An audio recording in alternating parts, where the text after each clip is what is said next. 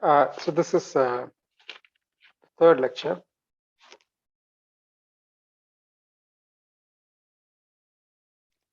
Today is the first.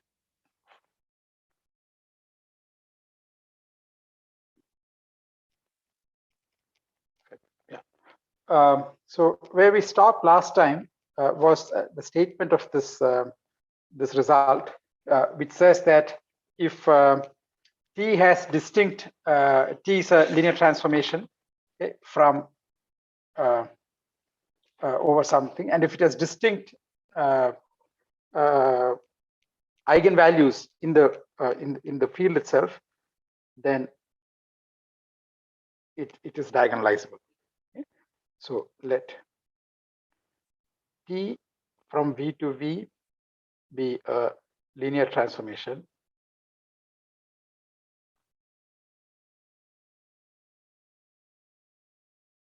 Okay. A linear transformation. So throughout, F is a field and V is a finite dimensional vector space over F.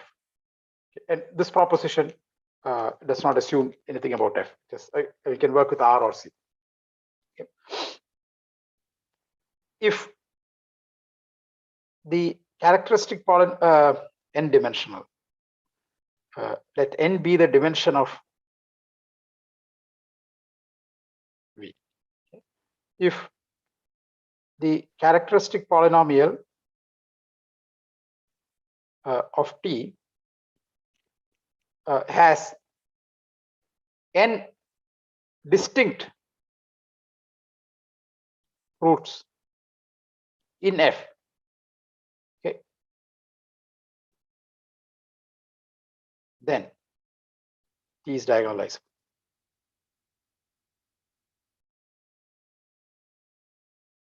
In other words, there is a basis of V with respect to which T is T is given by a diagonal matrix. Okay. So this is what we proved, we stated last time, and we want to prove this. That's the first thing for today. And we saw one example that it is possible for things to have non-distinct roots. So one example last, we saw a 2 by 2 upper triangular matrix with ones on the diagonal and one on the top right corner. Okay, that's not diagonalizable, that we checked. Okay. Okay, so, but you know, if okay, so that's because, okay, I mean I should not say it is because there the eigenvalues are not distinct. Characteristic polynomial has roots in the field, two roots in the field, but they're not distinct. Okay, so it is okay. So what does this mean? So what are the roots of things? So this means that just saying that the eigenvalues of T, I mean, you can find n distinct eigenvalues for T in so by hypothesis,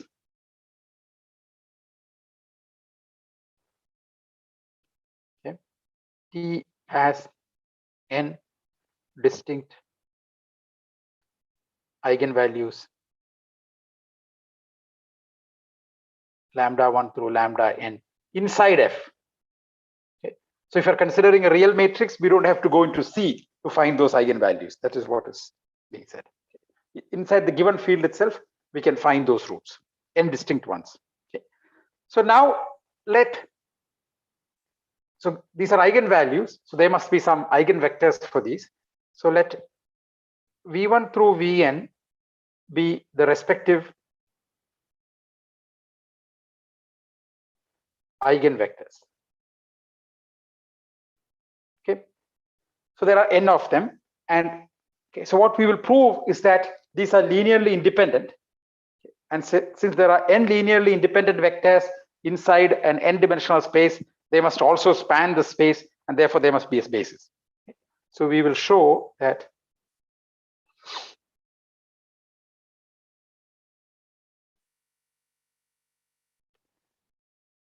V1 through Vn is linearly independent. this is so this is the key observation in this proof, okay, that if you have, okay, we will write it more correctly, right? This is a key observation. Okay, so assuming this, so we should not say assume, we're not making a claim, linearly independent. Okay, then it would follow that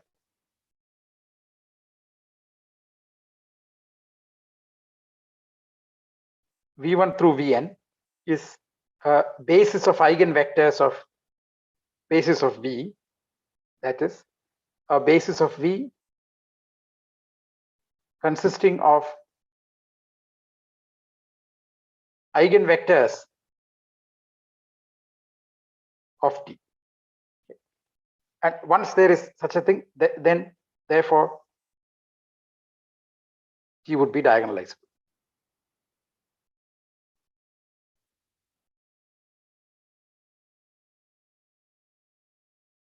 Okay, that's what. Okay, so the key point is to observe that these eigenvectors for distinct eigenvalues are linearly independent. Okay, so to do that, so let us state that as, I mean, it has, okay, it doesn't have to be a full set of eigenvectors or anything. It's just a general statement. So that I will state that as a lemma. Okay, so lemma. Let V, not necessarily the same V. Okay, this is a more general statement. Be a finite dimensional vector space over a field F, and T from V to V a linear transformation.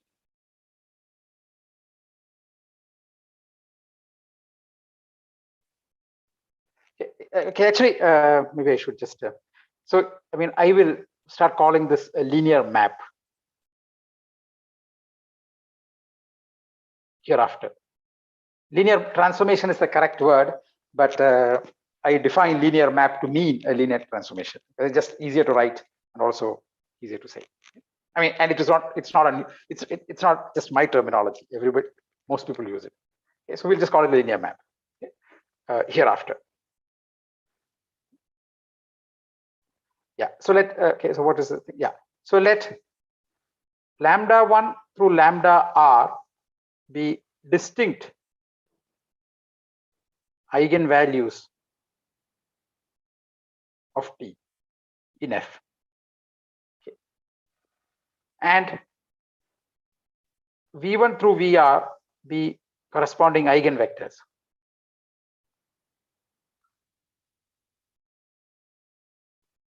Okay. In V.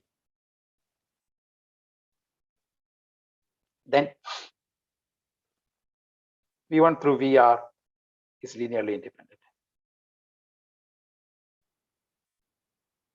Okay.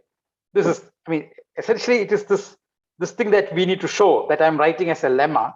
I'm writing as a lemma because the lemma does not use the hypothesis of this proposition. All that we need is, I mean, it does not need to prove the lemma. We don't need to know if the characteristic polynomial has n distinct roots.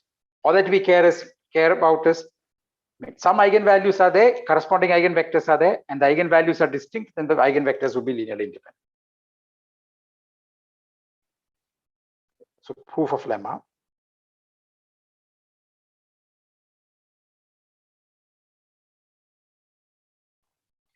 So this will be proved by induction on R. Okay, so what we are really saying is, for all, scroll up, okay. Okay. This, yes, yes. Yeah. Yeah. So what we are saying is not for this T or this F or this V.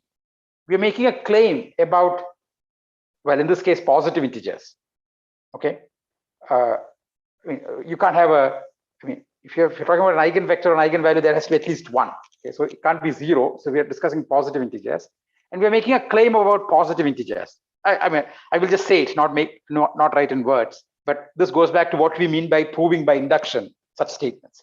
Okay, so the claim is, for every positive integer r, and for every field f, and for every finite dimensional vector space v, and for every linear transformation P from V to V, Okay. And every set of eigenvalues lambda 1 through lambda r, okay, with corresponding eigenvectors v1 through vr, okay, distinct eigenvectors, eigenvalues, then the eigenvectors are linearly independent. But of course, we don't write it like this. But remember, this the statement is about natural numbers. It's sorry, positive integers. Okay, so that one should keep in mind. Okay, so we'll say we'll prove by induction on R.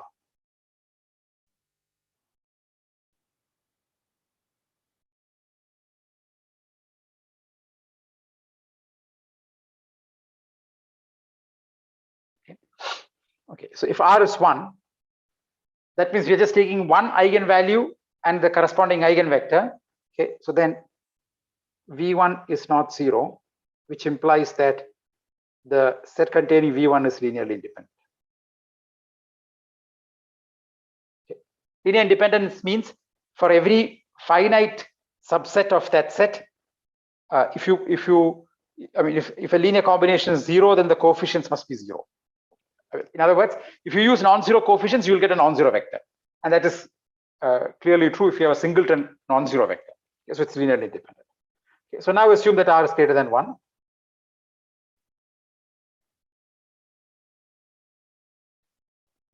And that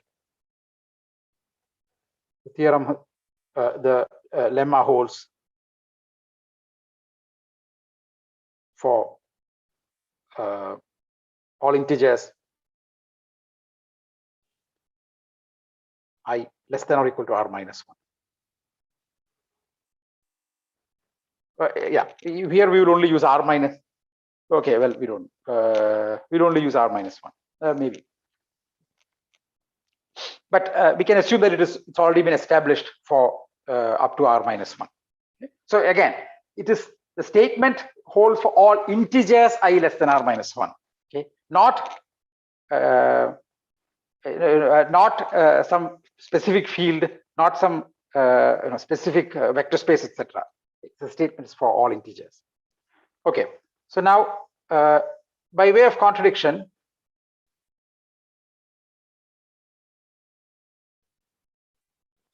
sorry, should I contradict this or not? That's right. Okay. So let alpha 1 through alpha r inside F be such that alpha 1 v1 plus alpha r vr is equal to 0. Okay. So we just want to show that the alpha i's are 0. Apply t. So if you apply t to this,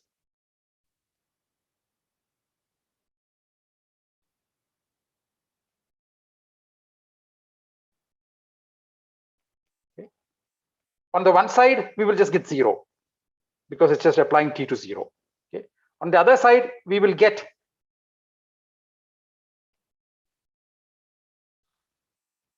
t applied to t is a linear transformation. It commutes with sums, it commutes with scalar multiplication. So, and then we just have to do t vi. T vi is lambda I times vi. Okay, so we have this thing. Okay, now r is at least bigger than 1. Okay, I mean at least r is bigger than 1, okay? And at least, and they are distinct. I mean lambda 1 through lambda r are distinct, which means at least one of them must be non-zero. Okay, so without loss of generality,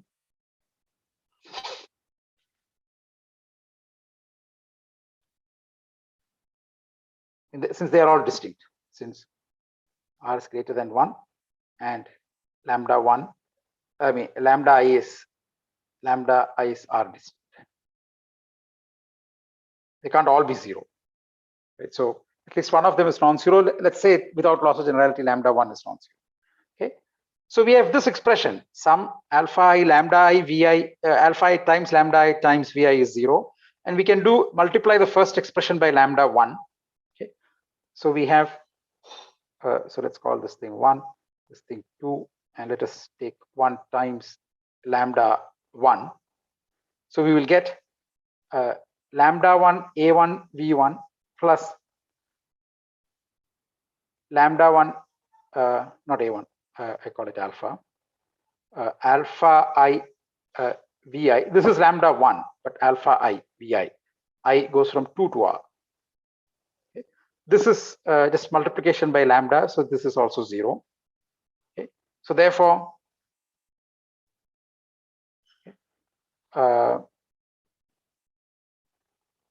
yeah, so therefore then now just subtract from 2 to get that lambda I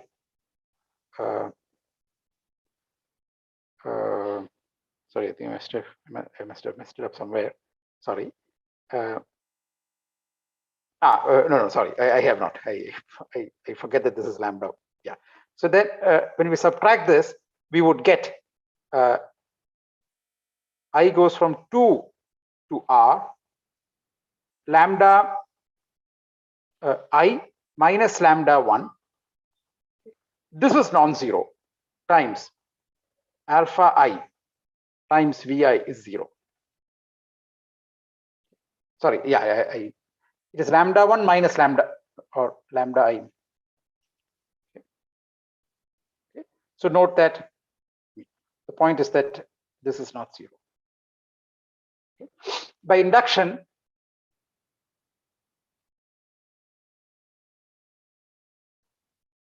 okay, this thing, this is induction. This is R minus 1 distinct eigenvalues, eigenvector. I mean, R minus 1 eigenvectors for distinct eigenvalues. Okay, so by induction, lambda I minus lambda 1 times alpha I must be 0, okay, for all 2 less than or equal to I less than equal to R. Okay. That's what induction would say. Okay. So which means that, but these are non-zero, so which means that alpha I is 0 for all 2 less than or equal to I less than or equal to R. So that removes, okay. So then from 1, we see that alpha 1 V1 is equal to 0. Okay, 1 is this expression, this linear combination that is 0. From 1, alpha 1 V1 is equal to 0, which would imply that alpha 1 is equal to 0. Okay. So this implies that alpha I is 0 for all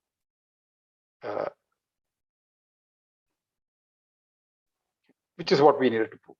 Okay. So this proves the lemma.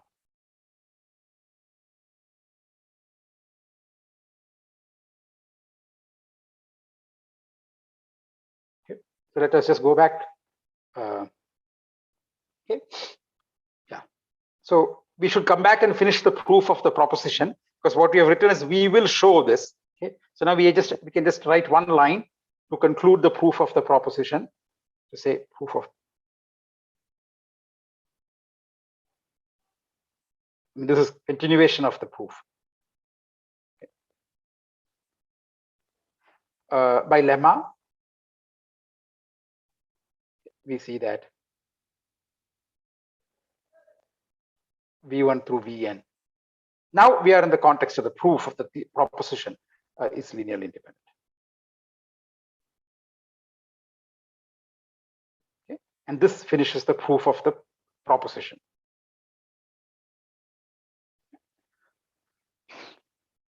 Okay. So this is this proves that if you have distinct eigenvalues, I mean, if n-dimensional space, n distinct eigenvalues, then that thing must be diagonalizable.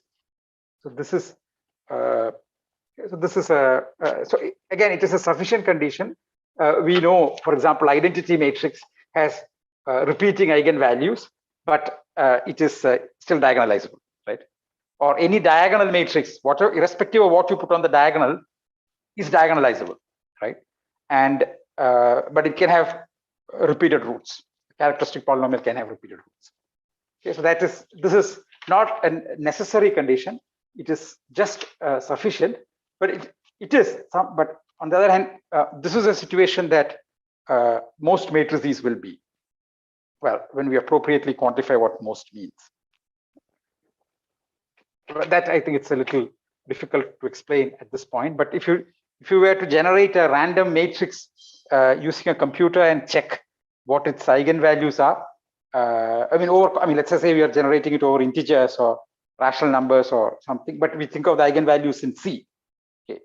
over the given field itself, we may not have enough. The characteristic polynomial need not split. But if you think it over C, then it should split. And if the roots and most likely the roots will be distinct. Okay. So that yeah. Splits as in like they can be factorized. That's it. No, distinct roots. Over C, it'll yeah, correct. When I say split, it can be factorized into linear factors. That's what I meant. But okay, I'm saying if you were to take a random matrix generated from some random number generator, and you check what its eigenvalues are over C, okay, it would be distinct. That's what I said. Okay, sir. Yeah. Also, we could have proved that for this statement, for this lemma for two factors, and then prove that two eigenvalues, distinct eigenvalues in these two factors are linearly independent mutually. Then we can just no. You can have. I mean, you can have a collection of three vectors in which two are linearly independent. Right?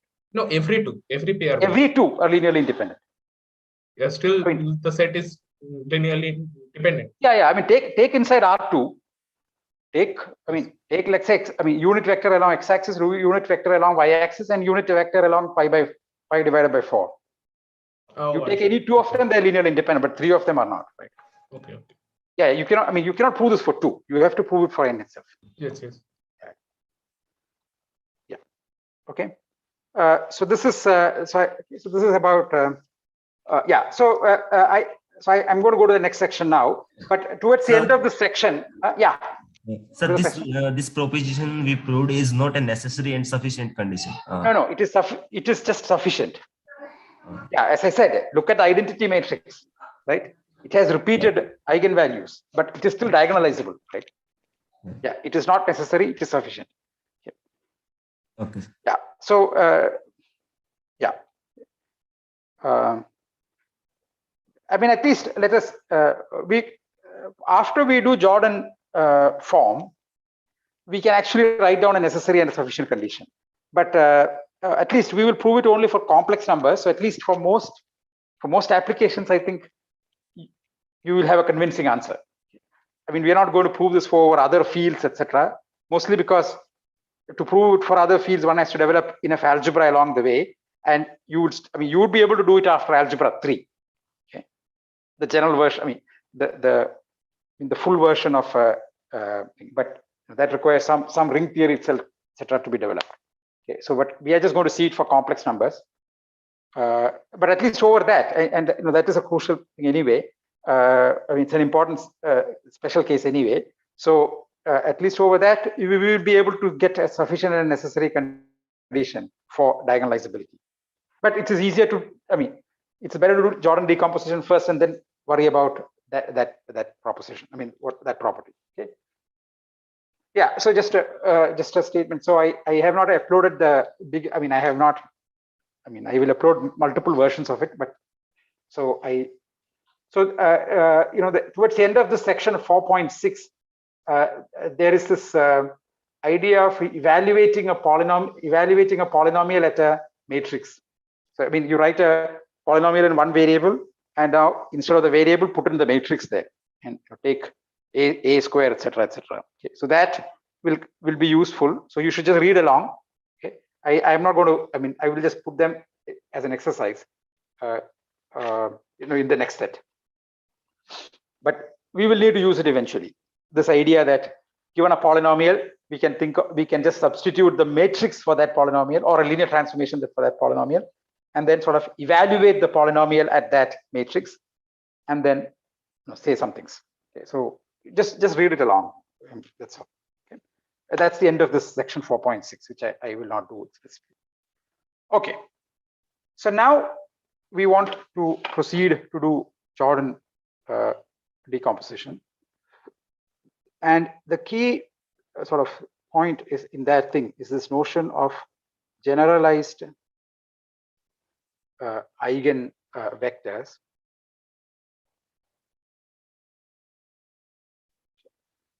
Jordan canonical form. etc., etc. That's the next section. Okay, so I am following Artin section 4.7.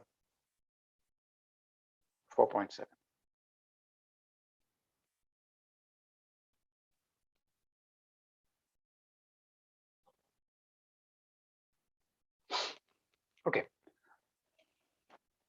Okay. So we are in this section. So okay, in this, I mean, for now, till we discuss, I mean, while we are discussing Jordan decomposition, F is C. I mean, for this section.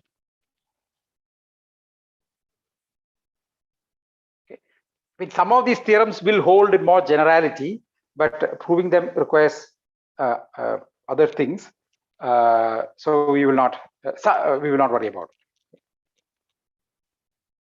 Okay. So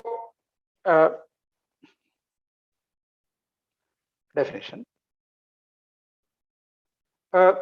Generalized eigenvector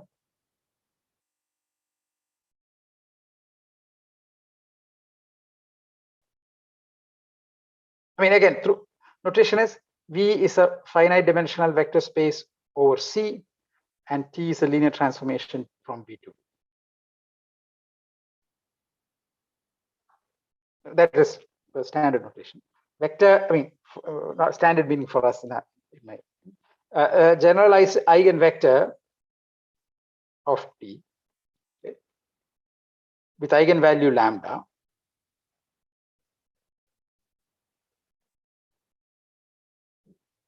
Okay. Now we are all discussing everything in C. Okay. So lambda is in C. Okay. And exponent E. This is a positive integer.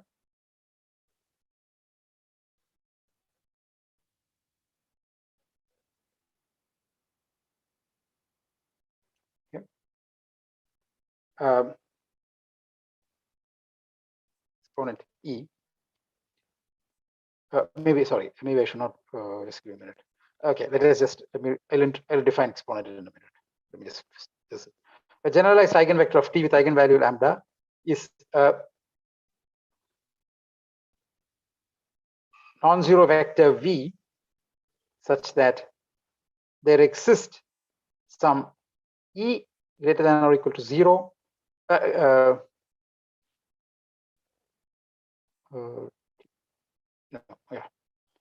E greater than 0 such that T minus lambda to the E V is 0.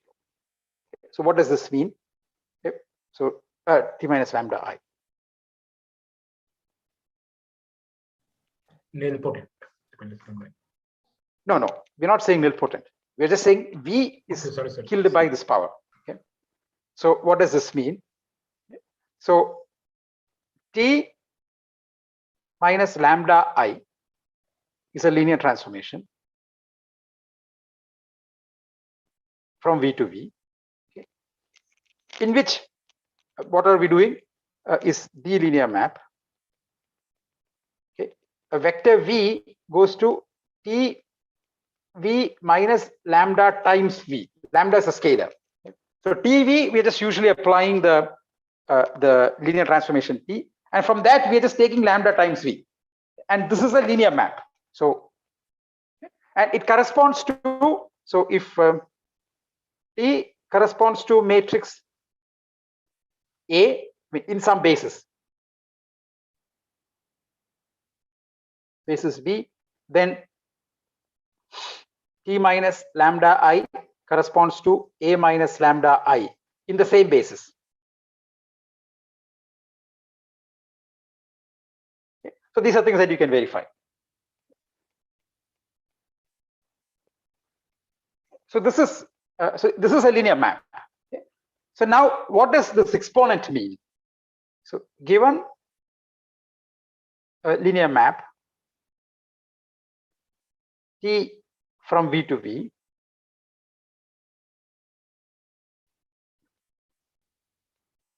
V to V, and I a natural number, okay, we define t to the I to be identity if I is 0, or the I-fold composition, t is a function from a set to itself. So we can compose it.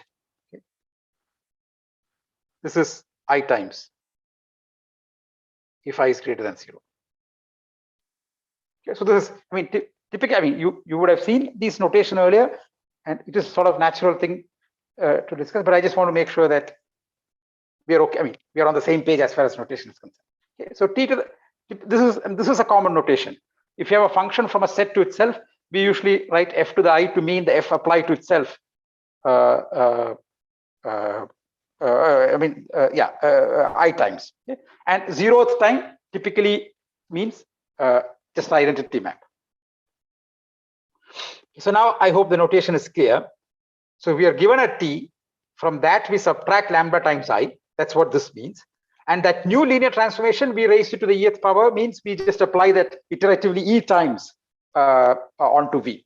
Okay? So t minus lambda of t minus lambda of t minus lambda of e times this, do this to v.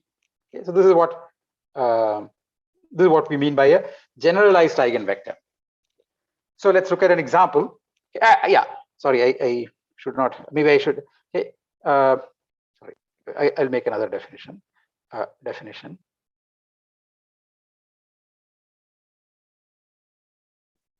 Okay, let V be a generalized eigenvector for with eigenvalue lambda.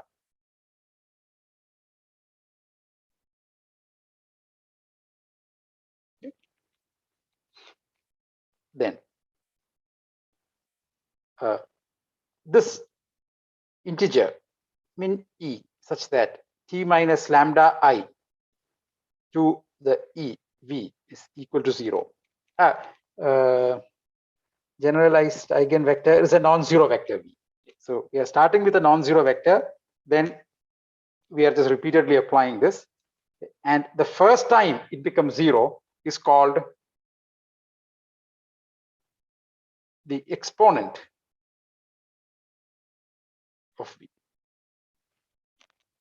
Okay, so that's the least that we have to raise this t minus lambda I to push v to 0.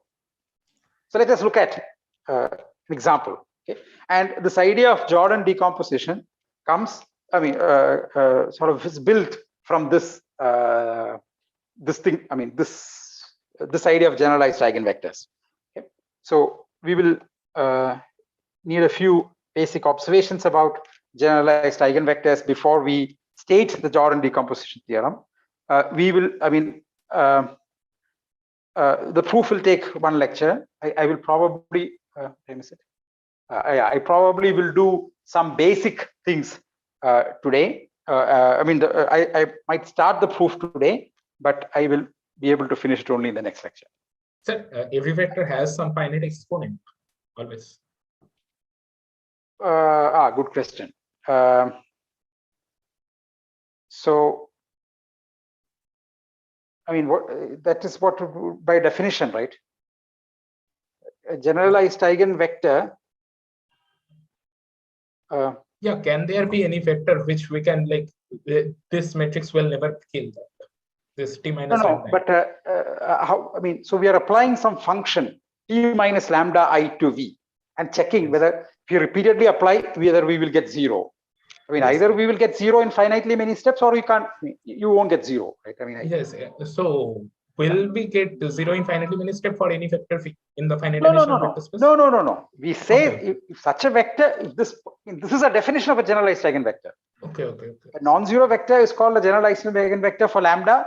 If this happens, yeah, arbitrary v need not be a generalized eigenvector. Okay.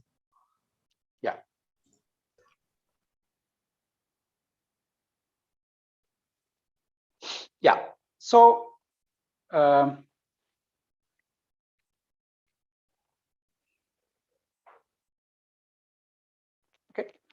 Yeah. So let's look at an example. Yeah. This lambda here is the root of characteristic polynomial of T.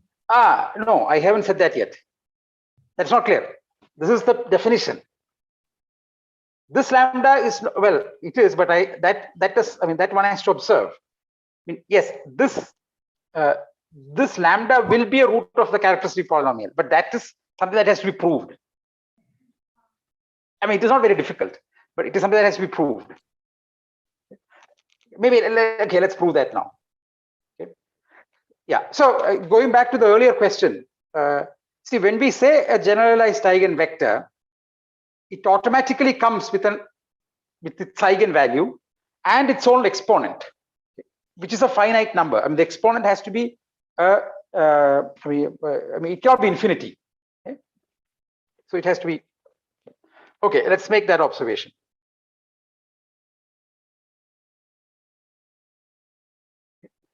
Let V be a generalized eigenvector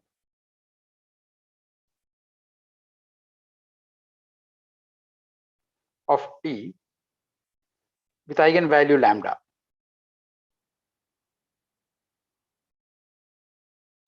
Okay. Lambda in F is C, eigenvalue lambda. Okay. Then the characteristic polynomial of T evaluated lambda is 0. That is, lambda is a usual eigenvalue. Okay. Is an ordinary, I mean, I don't want to call it an ordinary eigenvalue. The reason why I didn't make the distinction is that if you have a generalized eigenvector with eigenvalue, that eigenvalue, I mean, there must be a usual eigenvector also. I mean, non-generalized eigenvector also for that eigenvalue. So we'll prove this. So I'll put ordinary in quotes. There is no such word as called ordinary, ordinary eigenvalue. I put it in quotes just to say that this is the same eigenvalue notion that we are familiar with. Okay. So let's prove. I mean, proof of this is not very difficult. In fact, one would need a slightly more stronger statement than the argument that we will make here. But this is a good, good way to get going. Okay. So what does this mean? So it has an exponent. So let E be the exponent of V. Okay.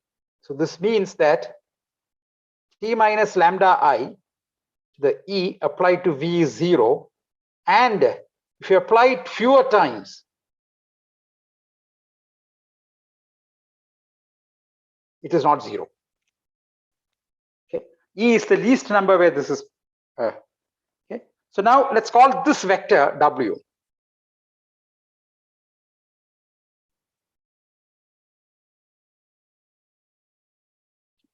Then W is non-zero. That is from the definition of E. And T minus lambda I, W is 0. Okay. That is because again from the definition of E. So therefore, W is an ordinary eigenvector. Is the usual eigenvector. Is ordinary meaning not generalized. Again, it is not a. It's not a. It's exponent 1. With exponent 1, yeah, ordinary eigenvector with eigenvalue lambda.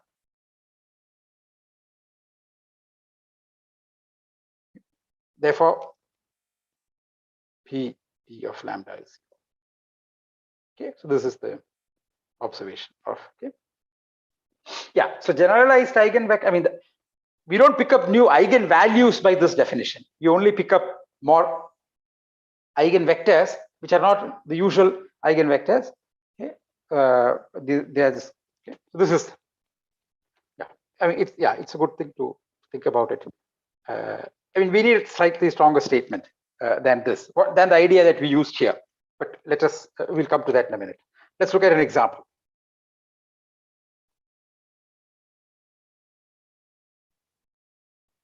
Okay. Suppose we have a 2 by 2 matrix like this.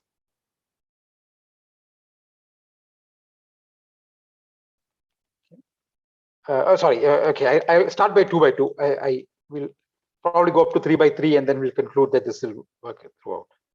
So lambda is the, okay, let's call this thing on the diagonal, and I'll put 1 here. Okay. So this, okay, so with respect to some basis, okay, so t is given by this. So example 1, t from, so let us say that v is, let v be a 2-dimensional vector space over C, okay, and t from v to v given by matrix lambda 1 0 lambda with respect to basis v1 v2. That's a basis. Okay, so what does this mean? So now let's, so if you apply t minus lambda I to the second vector. So first of all, okay, so maybe if we can just for the, we can write down what this says. It says t v1 is lambda v1 plus v2, and t v2 is lambda v2. So this is an ordinary, this is a ordinary eigenvector.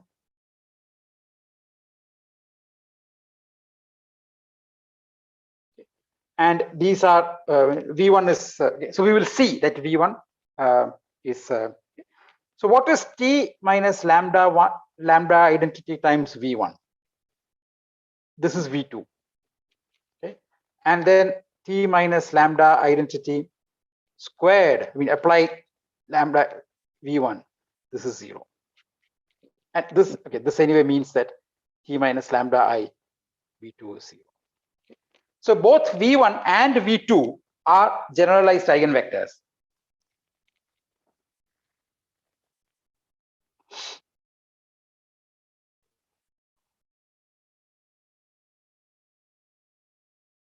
Sir, how is t minus lambda? Just a minute, let me just finish the sentence. I'll go back.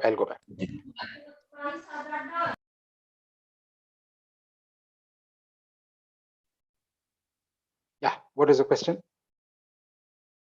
Sorry, how is this t minus lambda x square times v1 is equal to 0? I mean, this is t minus lambda I. This is just composition. T minus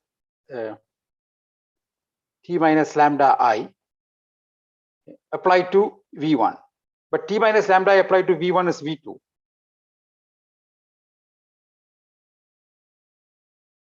And which is 0. Okay, sir. Yeah, I mean this. I mean the exponent means composition by that, you know, that fold composition. Okay, so this is yeah. So I haven't yet. I mean, except informally saying that this is what it means. I haven't yet introduced it, but you know, it is in the set of. It will be in the set of exercises. Along this, I mean, along the way, we will need to develop this idea of polynomial expressions in T. Take a polynomial, okay, and then substitute the matrix instead of the variable and compute. So this is a, so both generalized eigenvectors. So now we want to make an observation. Let V be equal to alpha 1 v1 plus alpha 2 v2. So this is inside V. If we apply T minus lambda I squared, okay, to V.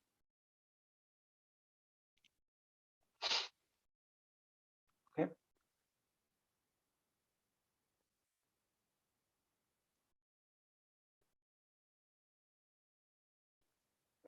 This is actually, yeah, this is fine. T minus lambda I squared of alpha v1, alpha 1 v1 plus alpha 2 v2. Okay.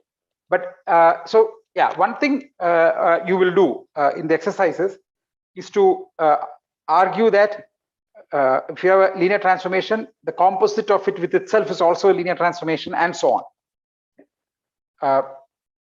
It corresponds to matrix product, and this.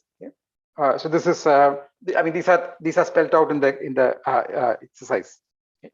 So this is a linear transformation. So this is just alpha 1 of t minus lambda I square v1 plus alpha 2 t minus lambda I square v2. But this is alpha 1 times 0, and this is also alpha 2 times 0, right? Because t minus alpha 1 applied to v2 itself is 0. Then you just apply once more, you just get 0. Okay. So in other words, that is, every non-zero vector of every non-zero vector in V is a generalized eigenvector of T. Okay, so this is the observation. Okay. So if we take a linearly independent set and find the maximum exponent of that will be the exponent of all the vectors in that space. Yeah, yes, that is true. Okay, so that is yeah, so that is yeah. Okay, so that is also one exercise. But anyway, I was going to do these examples, and then anyway, that whatever I was going to, you said, whatever it is proved in the book. So reading that or proving it yourself is one of the exercises for this week. Yeah, but you're right. If you take some linearly independent, actually you're not using linear independence anywhere. All that we are saying is, if you're taking some bunch of generalized eigenvectors for the same lambda, that is used here. Okay, then any linear combination is also generalized eigenvector, and its exponent is the maximum exponent that you need to start when we started. That is, yeah, that is correct.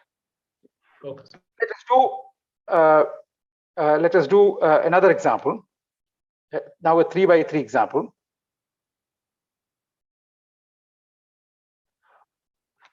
Okay, so now assume that dimension of V is 3 and T is given by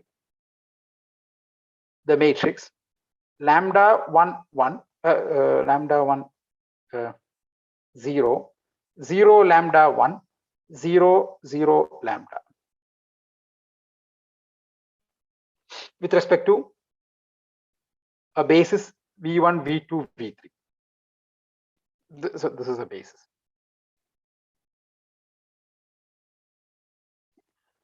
So now what do we know? If you take so what does this say? This says that t minus lambda I of v1 is v2. T minus lambda I of v2 is v3, and t minus lambda I of v3 is 0. That's what this says. I mean, it says that. I mean, it says what will happen if you write it on the other side. T v1 is lambda v1 plus v2. T v2 is lambda v2 plus v3, and T v3 is lambda v3. That's what it says, and I just rewrote it like this. So from this, we conclude the following, which is that v1 is a generalized eigenvector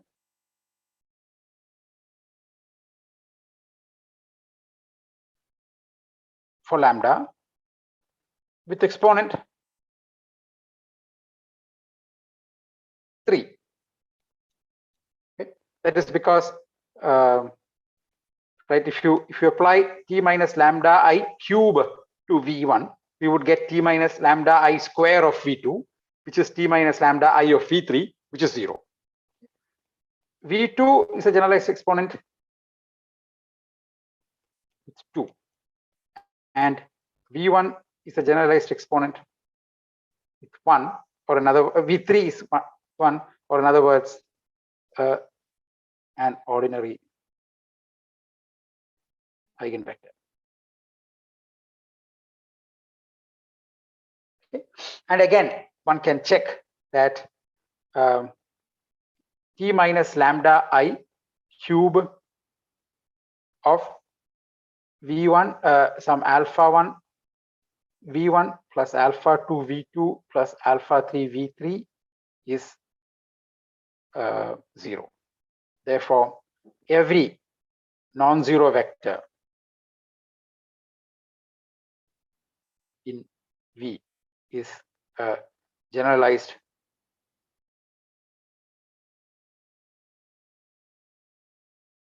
eigenvector, okay, with exponent at most 3.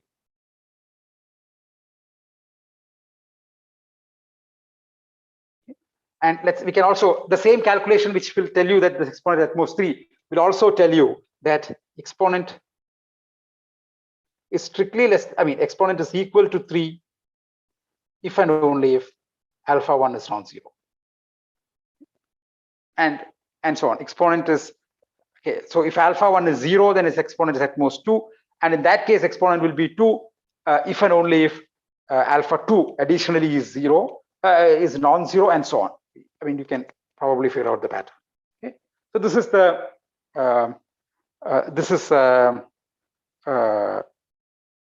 okay, so this is one. Yeah. So one, maybe I will just do one example.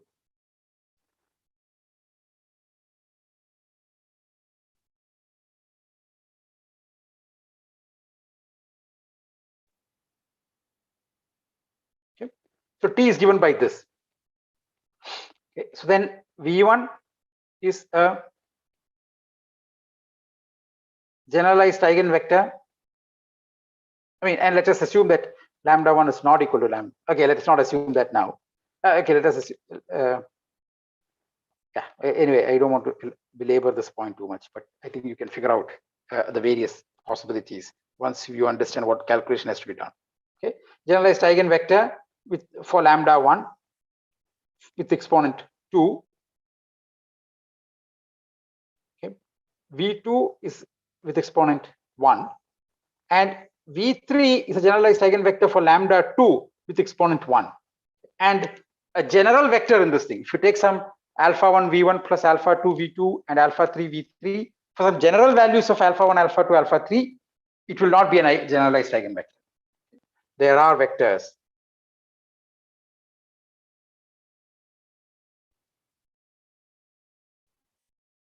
in V that are not generalized eigenvectors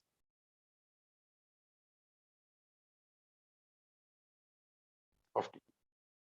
With any exponent, it will not be. Okay.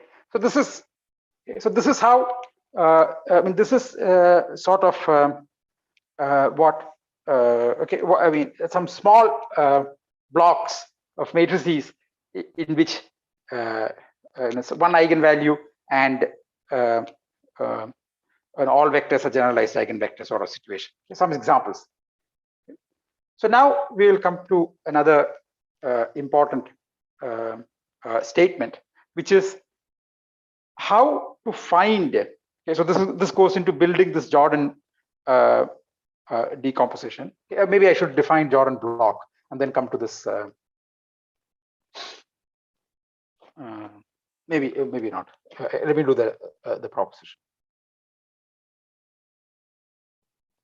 Okay. So let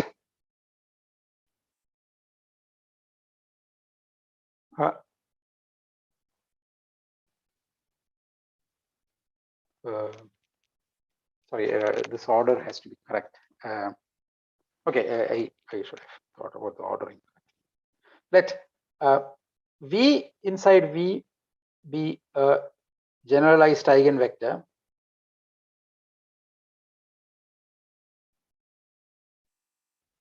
of T, okay, for eigenvalue lambda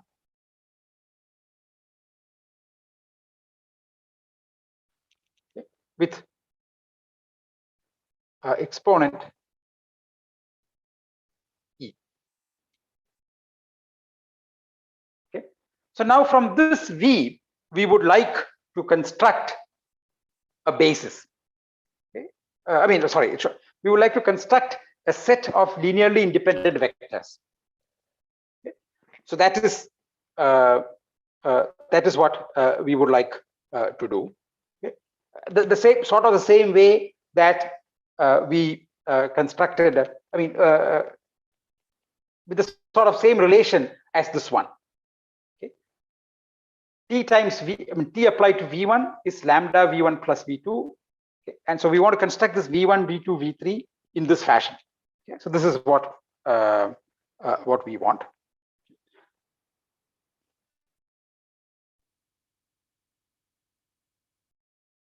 Just a minute. Sorry, I got this order the wrong way, because I am usually used to thinking about matrices upper triangular, and suddenly this book has lower triangular matrices, so I'm a little confused. But I would like to stick to the book's notation as much as possible, so that, if you're confused, you have something to fall back on. Okay. So define V1 to be V. So let V1 be V, V2 be T minus lambda I V, V3 is T minus lambda I squared V, and so on, up to VE plus 1 is VE, not VE plus 1.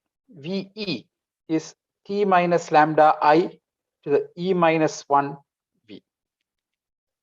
So we start with this generalized eigenvector, and we just take that, then apply T minus lambda I once, T minus lambda I twice, and so on, all the way up to T minus lambda I E minus 1 times.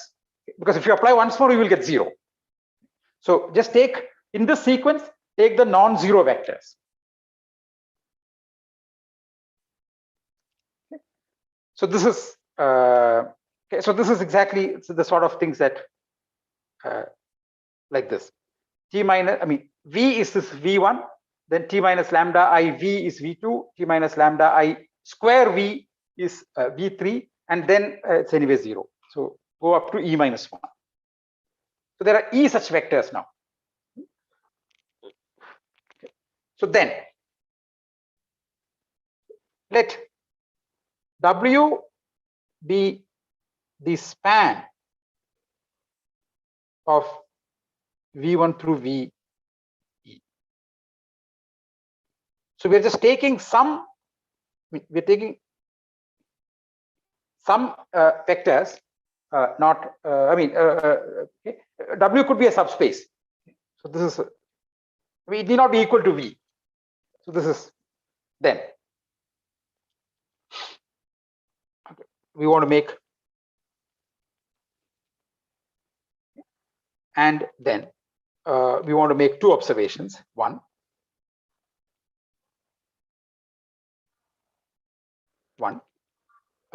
W is a T invariant subspace of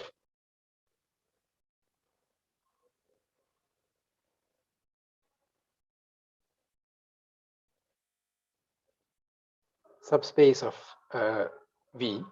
Okay, so this means that is T of W is inside W for all little w inside W.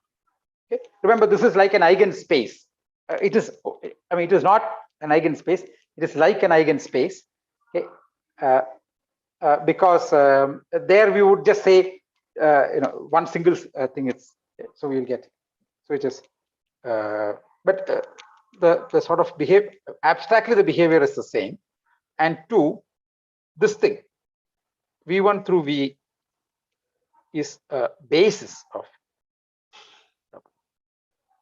Okay. In other words, V1 through VE are linearly independent. So that is what we need. Sir, could you show the hypothesis once again? Yeah. So we start with a generalized eigen vector with some and look at its exponent e, and then we construct a set of vectors v1 through ve. Start with the given v, then apply t minus lambda I once, t minus lambda I twice, and so on. And do this till it is possible to get non-zero vectors, which is e minus 1 steps. Okay, is that clear? Yes, sir. Yeah. Okay, so then we get some e vectors now. I mean, maybe just to clarify, what we are doing is t minus lambda I to the j v for 0 less than or equal to j less than or equal to e minus 1. So that is e of them. Okay. So then. So, and the dimension of the vector space is E. No. The exponent of this generalized eigenvector is E. Oh, you mean dimension of V or dimension of W? So the dimension of W is E. That No. you can see. It is the exponent of little v that is E. Okay, sir. Okay. Sir. Yeah. I mean, look at this third example. For lambda 1, we are looking at v1. Its exponent is 2, but v is 3-dimensional, right? Yes, sir. Yeah. So yes, E has no relation with the dimension of v, except that E will have to be smaller than. As a consequence of the theorem, E will have to be smaller than v, smaller than the dimension, or smaller than or equal to. Okay? But yes, apart sir. from that, there is no relation. Think about this example, right? Yeah. Okay. So this is the statement. So the first observation is that is what one of you had mentioned, is that if we take a linear combination of these vectors v1 through ve, okay, then it is a generalized eigenvector, and its exponent is the last vector, last of those things that appear in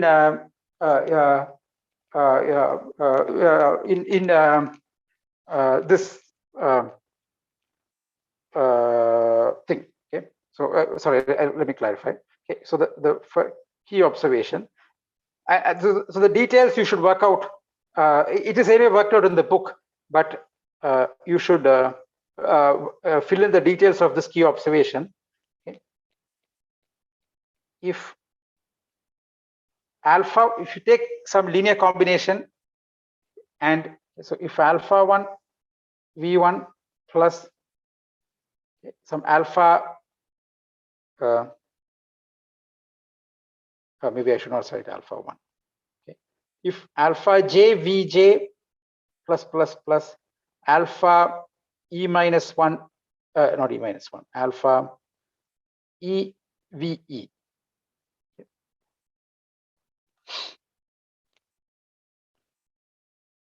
Not if. So let alpha j plus 1. So these are scalars that I'm going to pick, be inside C with alpha j, maybe I'll just call it alpha j plus 1.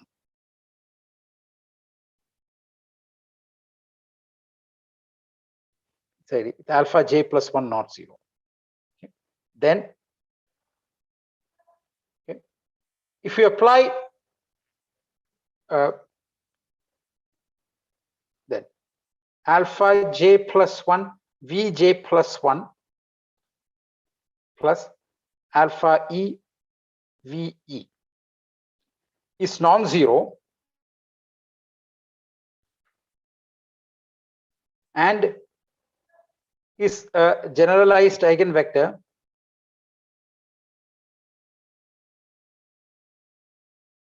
with exponent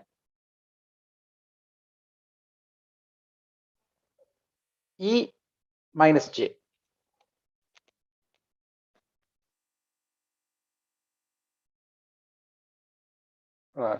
E minus J plus 1. Okay, let me. I need to get this plus 1 correct. So if you just take VE, okay, VE itself is non-zero and it is an eigenvector. So J equals E minus 1. Okay, so there's no plus here.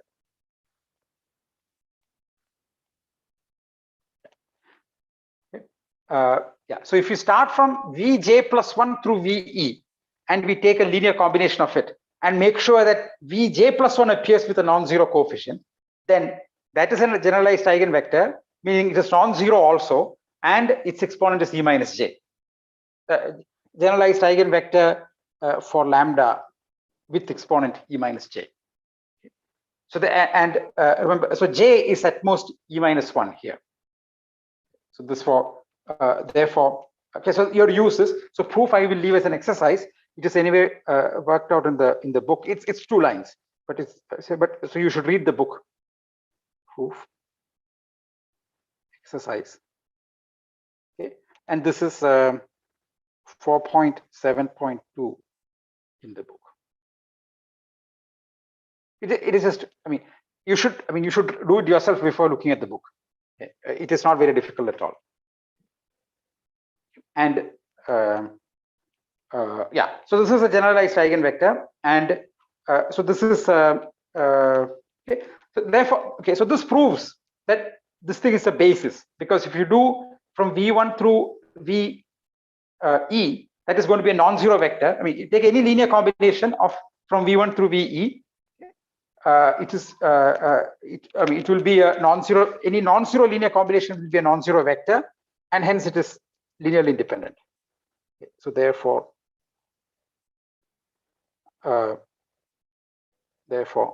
V1 through VE is linearly independent.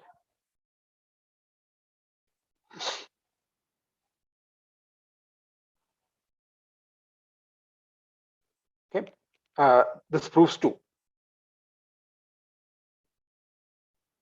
It's anyway, W is anyway spanned by V1 through VE. So if V1 through VE is additionally linearly independent, it becomes a basis. Okay. So now to prove 1, suppose we take a linear combination of this. It again goes back to the previous key observation. Suppose we take a linear combination of V1 through VE. That is also a generalized eigenvector, which means that it is if you apply T to it, it would just be some other linear combination of V1 through VE. That is okay, so this is the so this is so note that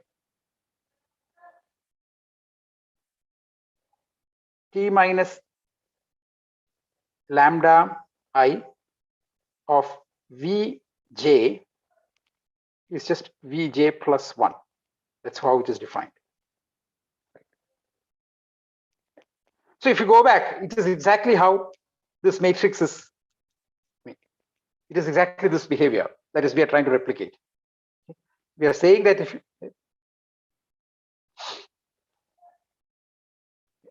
so, therefore, T of some alpha 1 V1 plus this is for J less than E, and T minus lambda I of Vj Ve is 0. Therefore, T of alpha 1 V1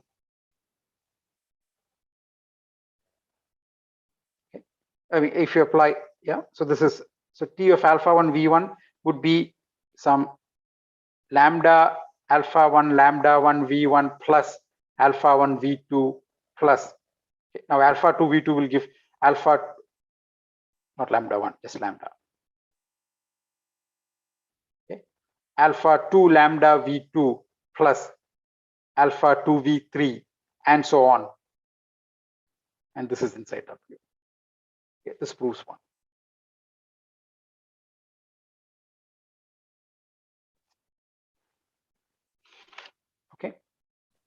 Sir, I did get what you wrote in the key observation part about alpha j plus 1. Yeah. So we are considering a linear combination of Vj plus 1 through Ve. Okay. Remember, we started with this vector which we called V1. Then t minus lambda I applied to it was called V2 and so on, right? So at some point we would get Vj plus 1, then Vj plus 2 and so on up to Ve, and which is the last non-zero vector that you would see in that sequence, right? So Vj plus 1 through Ve is linearly independent. I mean, we're proving slightly, if you take such a linear combination, so if you take a linear combination of V1 through Ve, there must be some smallest index I which has a non-zero coefficient. Think about a linear combination of V1 through Ve. There must be smallest I such that alpha I is non-zero. Okay. Just call that thing J plus 1. That's all that we have done. Is that clear? Yes, sir. Yeah. So then, therefore, you can always think of it as a linear combination of Vj plus 1 through Ve. You can ignore the earlier vectors, right? And further, that Vj plus 1 appears with a non-zero coefficient. That's all that we have written. Any non-zero linear combination of V1 through Ve will look like this. Is that clear now? Hello? Yes, sir. Yeah. Okay. So I think I will stop here. So what we need in the next class is this definition of Jordan blocks and the statement that any linear transformation has a basis. I mean, the vector space has a basis such that, I mean, given a linear transformation, there is a basis such that the matrix of the linear transformation is sort of block diagonal in Jordan blocks. So we will make sense of these statements in the next lecture. So maybe I would need more than one lecture to finish this section about Jordan decomposition, but it is an important it is an important construction or important canonical form of a linear transformation. So if we need to take 2 lectures to do it, we will do it that way. Okay, so I'll stop here. So Sir, Yeah. Can we say in more general that if the set of vectors are have different exponents, all of them, then they will form a basis of the tree? No, they Instead may of not form a defining basis. this way, No, that they will be is linearly inverse. independent, but not the basis. Okay, yes. So I mean, different distinct exponents implies linear independence. Yeah. So let's look at this example. Lambda 1, 0 lambda, and lambda, same lambda. Okay. So then, so if you look at V1, this has exponent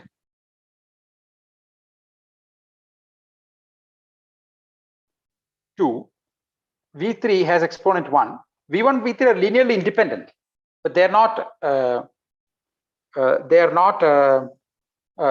don't form a basis for V, right? You need V2 also. Yes, sir. Yeah. Yes. But linear independence, as one can say. Yeah. And if two of the vectors have same exponent, then they won't be linearly independent. No, that is also not true, right? I mean, you could just. I mean, I take a 2 by 2 block like this. So yeah, maybe the reason why I'm thinking about this 2 by 2 block is not at all clear to you. That's because you have not seen Jordan decomposition yet. But this V1 and V3, right, will have the same exponent, but they're linearly independent. Okay. Yeah. So I mean, as I said, this canonical form is very powerful. I mean, for many sort of easy combinatorial arguments. I mean, for concluding various things, it is good to know what is the Jordan form of a linear transformation. So it is important to learn this. Okay. So yeah. The reason why, I mean, you're asking this question, I'm giving an immediate answer no, is because I can show you a Jordan form where this is, I mean, where what you're asking fails. But it is, yeah. So maybe one should use this as a motivation for studying Jordan forms. But no, but you should know otherwise. Okay. Any other questions? Yes, sir. Yeah. So, Sure. is there a geometric interpretation of generalized eigenvectors like there is for normal eigenvectors? What is a geometric interpretation for normal A eigenvectors? visual one, like in case of the normal ones, the eigenvectors just scale. No, so there isn't one like that, but it is. I mean, no, yeah, there isn't one. I mean, there is no such an interpretation, as far as I can.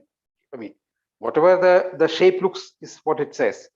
But I don't think there is a you can interpret it that in that.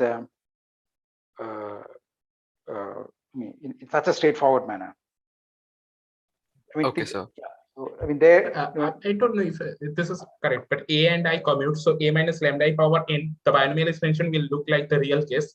And maybe somehow like considering the ring of matrices, they would form linearly dependent, something like that. Is that good interpretation? Like correct interpretation? What you're saying? A minus lambda I power e equal to 0. So Correct. A minus lambda A and I commute. So the binomial expansion will be similar to x plus y whole power n, which is x and y belongs to R. Correct. So so they a power n so a power n will be linearly independent. Like if you consider that ring sort of thing. So yes, so that is correct, but you don't need it to do this, which is what in parallel I am developing the question about this polynomial expressions of matrices. You will prove that there are without much difficulty, or hopefully without much, at least over complex numbers. You will prove that from Cayley-Hamilton. No. Cayley-Hamilton is a specific. I'm saying without going to Cayley-Hamilton or anything. In fact, that's where I'm heading, which is why I'm developing the exercise along in parallel. Okay. But without going all that far, one can show specific one can construct polynomial expressions. If you substitute this matrix, you will get 0. Okay. Yes. So that would say that if you take I, a square, a cube, and so on, it cannot be. It cannot go on infinitely long to be linearly independent. At some n, there will be linear dependence. I agree, but you don't need to know Cayley-Hamilton theorem, or it is true more generally than just these sort of nice block diagonal matrices that I'm drawing. Yes, sir. Also, this generalized eigenvector, can this prove that Cayley-Hamilton theorem, considering that same matrix I said, like A minus lambda I power, or not? No. But generalized eigenvector, yes, you can prove it after you prove Jordan decomposition. Okay. But yeah, therefore, yes, generalized eigenvalue has an application, but generalized eigenvalues applications to prove Jordan decomposition. Okay, sir. And so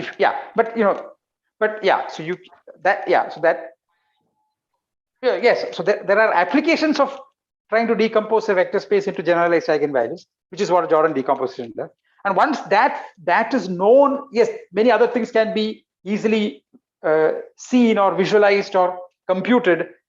So that is true. Yeah, there are applications like that, but specifically a geometric interpretation of what these vectors mean, I don't know. Yeah. Okay, sir. Thank you. Yeah. Other questions? I'll stop.